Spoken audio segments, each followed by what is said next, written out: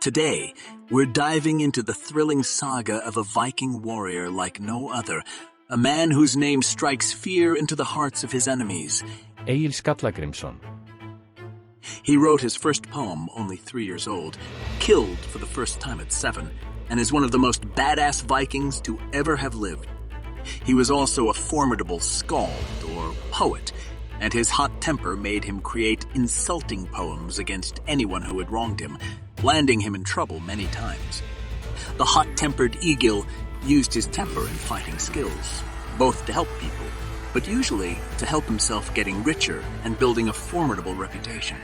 This is the story of the legendary Viking warrior and skald, Egil Skallagrimson. This is Viking History with Magnus. Egil's father was named Skallagrimr, where Skalla means bald, a nickname, and Grimr is his first name. Henceforth, Egil's last name was Egil, son of Grimr, the bald. At 7, Egil participates in a wrestling match with a boy that are 3 or 4 years older and much bigger and stronger. The much older boy had no trouble beating Egil, something the latter had problems accepting. Egil gets hold of an axe and kills the other boy, becoming a murderer already as a child. The families of the two boys now start a brawl, and 7 people are killed, starting a feud between them. Egil's father was not impressed by this, but his stepmother praises him and said that he had what it takes to become a real Viking. His father, being a werewolf, now attacks Egil, but he is saved by a slave woman who is killed instead. Egil retaliates and kills his father's favorite slave. So I think you can see where this is going for Egil. While in Norway, Egil is staying at a man named Bardur's house, which were customary to do in Viking society, where you shared your home with travelers passing by. His host says he doesn't have any ale, but serves him milk instead. But when the Norwegian king comes for a visit, the host suddenly have ale after all. Enraged by this, Egil now composes and performs a poem insulting his host, a dangerous thing to do in Viking honor culture. His host now tries to kill him with a poisoned drink, but the young Egil smells a rat and comes up with another poem, and then kills his host Bardur. The king's men hunts Egil after he escapes, but Egil kills several of them and gets away. Later, his family pays the king for the loss of his men. And remember, according to the saga, this is all happening while he is still a child. Later, Egil goes to Kurland, which is present-day Latvia, to raid. But he is, along with his brother, captured by some farmers. But Egil is able to chew through the ropes and free himself and his friends. They steal all the gold, and Egil gets a new sword called Nodger. Egil then barricades the house where the Latvians are and sets the house on fire, while screaming his name to them so they would know who killed them, as we all, of course, have done.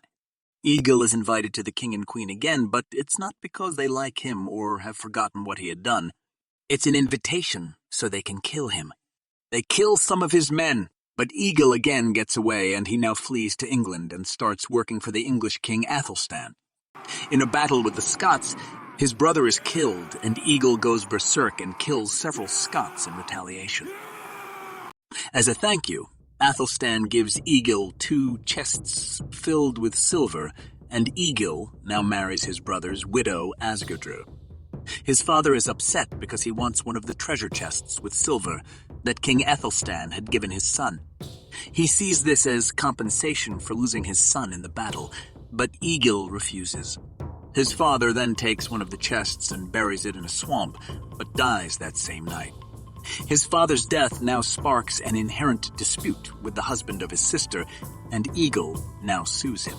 The case is brought before the Althing, but the queen, who still have a grudge towards Egil, chases him out from the Althing before the trial had concluded. Egil soon returns back with a gang of young men and kills the queen's men, except for the 11-year-old prince, who is able to get away.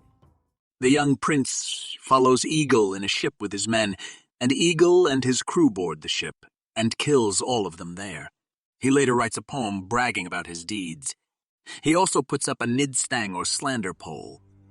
A needstang is a pole with a severed head on top, often that of a horse. It was erected to mock enemies and, through magical power, bring misfortune and calamity upon them. He curses the pole and turns the slander to Queen Gunhild and King Eric, and carving in his curse on the pole. Egil now travels to England to meet his friend Ethelstan, but he is shipwrecked in northern England, close to York and the former king's court. He proceeds to York and gets the help from a friend, Arranjorn, to get him into Eric Bloodaxe's court. When the king and queen sees Egil, they become enraged, and the queen tells her husband to subscribe now. No, that wasn't what she said. She told the king to kill him. But Arranjorn comes to his defense, saying, that would be murder, since nightfall has already come. The king agreed and says he will kill Egil in the morning instead. Arranjorn now tells Egil to compose the greatest poem about the king ever, because then it would be difficult for the king to murder him if he was able to impress the audience in the king's hall. The next morning, Egil returns to the king, who commends him for not trying to escape during the night. Egil reminds the king how many times he has helped him, but he's shut down by the queen, who says that he has already been paid for that, and that he killed her son. She says to her husband, your reputation as a king would be damaged if you didn't kill the man who killed your son. Arranjorn counters her and says, but the great poem he has created for the king might increase the king's reputation. Egil steps up and says a Drapa, the most prestigious Viking poems, a poem called Fylust. This poem is called Ransom because that's exactly what Egil is trying to do, ransom his head by speaking this poem. The king turns to Arranjorn and says he is impressed that Arranjorn would be willing to risk his life for this man, and so he's willing to accept this poem of praise as ransom, but not as reconciliation, meaning, I'm not going to kill you today because of this poem, but this does not mean that we are at peace. You killed my son. And that if he or any of his sons should see Egil ever again, they will kill him. Egil now wants back the property the former king had taken from him and goes to Norway to press his case with the new king, Hakon the Good. However, he is Eric Bloodaxe's brother, so the king was unwilling to create another source of disagreement with him and to help the man who killed his nephew. Egil is at this time staying with Arranjorn's sister Gyda, and he notices that her daughter cries all the time, and he wonders why. Egil is told by the brother that a Swedish berserker has challenged her brother to fight in a Holmgang with him for the hand of his sister in marriage. The brother was skinny, still a teenager, and wouldn't stand a chance against a seasoned berserker. Being a good friend of Arranjorn, Egil wants to help and offers to fight in the boy's stead. This Swedish berserker had become wealthy by challenging men to duels for their things and had married several daughters against their wills. To him, this was sport.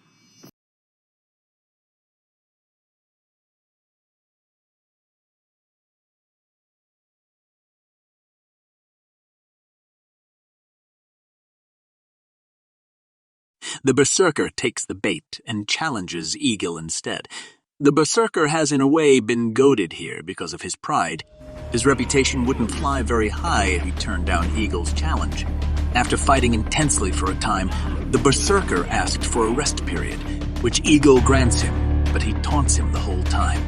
When they start to fight again, Egil hits him so hard on the head that he drops his shield, and then Egil chops off the leg and kills him. And now, all the berserker's property belonged to Egil.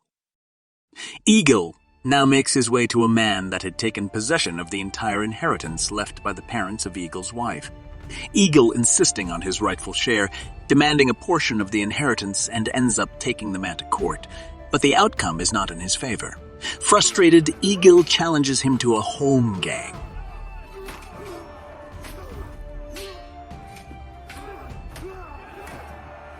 He now goes back to Iceland, content to own it. Many years had passed when Egil hears that Eric Bloodaxe has died, and that his buddy Arranjorn has thus gone back to Norway. He goes to Norway, where he discovers that Arranjorn had seized some lands that Egil meant was his. Egil is offended and upset, But Arnbjorn pays him the full value of these lands, remembering that it was Egil who defended his niece from the berserker many years ago. While in Norway, he hears that Haakon the Good is having trouble collecting taxes, and Egil sees an opportunity to get back in favor with the king. He volunteers to go in the next tax-collecting mission to Varmland, and he and his men make their way to the farm of Hermodor, who is surprised to see them. Hospitality is central in Viking culture, and he offers them dinner, but says he doesn't have any ale or good food to serve them. But a young girl comes up and whispers in Egil's ear that there is ale, a situation very similar to another incident in his younger life. Egil is offended, and the man slaps his daughter in yelling at her. But of course, now his secret's out. He now has to bring out the ale. And Egil, of course, made a poem for the occasion. In this poem, he tells, and this is pretty repulsing, that he drinks every last drop of beer the man has and starts to feel sick. He walks up to the man, opens his mouth, and vomits into his mouth, which, of course, makes him vomit too. Yes, the saga actually says that. I'm not making this up. In the morning, Egil confronts him, saying that he should kill him for saying that he didn't have any ale, even though he did. His wife and daughter now begs Egil not to kill him, so instead of killing him, Egil pops one of the man's eyes out and rips his beard off. Not long after that, Egil is shown hospitality by another farmer, and this man has a daughter who is lying in bed very ill. A local boy had wanted to make the girl fall in love with him, and he had carved what he thought was a love spell, but instead carved a spell that made her sick. Egil carves a new rune conscription with a spell that actually heals her, and the next morning the girl was fine and healthy again. After returning the outstanding taxes to the king, Egil finally has a good relationship with a Norwegian king. His son Thorstein ends up inheriting his land even though Egil didn't like him very much, but he again gets in a dispute, this time with his neighbor Steinar. They have a dispute about where exactly the land barrier was supposed to be. Thorstein ends up killing a slave of Steinar and sues him at court. But Egil stops the court proceedings before they are finished, probably realizing that it wasn't going his way, and they now all agree that Egil will have everything. This was probably not because the other part wanted this, but that they saw it as safer to give the hot-tempered Egil the property. As he grew old, Egil asked to be taken to the Althing one last time. When asked why, he answered that he wanted to go to take 2 treasure chests he had, dump them on the ground, and see people kill each other over the treasure. But when the couple he asked refused, he buries the treasure out in the swamp where nobody could find it. He also kills the slaves that help him bury it, even though he at this time was blind. On his deathbed, he makes one final poem. Time seems long in passing as I lie alone, a senile old man on the downy bed. My legs are 2 frigid windows. Those women need some flame. He died in 990 AD, 80 years old. Be sure to smash that subscribe button for more Viking videos, and while you're at it, why not also push the like button? It really helps with the algorithms and the channel. And I hope to see you in the next one.